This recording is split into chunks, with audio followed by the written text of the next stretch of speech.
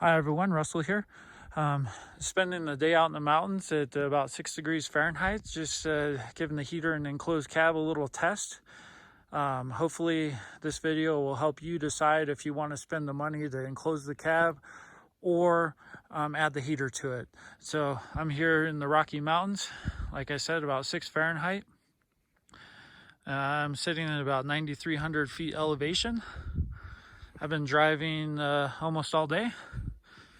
I have my jacket on, a sweatshirt, sweatpants, and then some Gore-Tex pants over that, and my insulated boots. But I have been driving all day without gloves on, but it's pretty close to needing them. The only downfall I've seen with the heater so far, it's not like your car where you can just leave the engine running and it's going to blow heat all the time. If you stop it in idle or not driving very hard, the heater will blow cold air onto you. So, but if you're pushing it, driving normal, driving pretty hard, it'll throw out quite a bit of heat. So keep in mind, I do have the cab fully enclosed with all Honda stuff.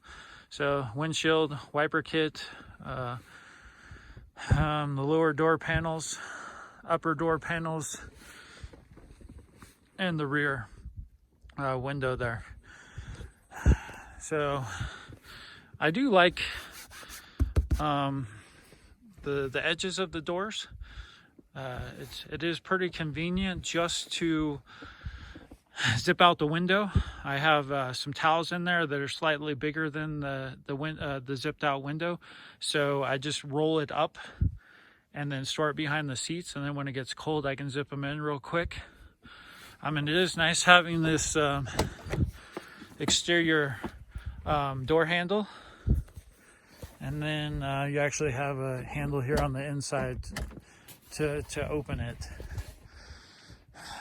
So with this enclosed cab and this heater, properly dressed, you can drive around and enjoy your machine, I would say at 0 or even cooler. So hopefully this review will help you decide if that's the money you want to spend.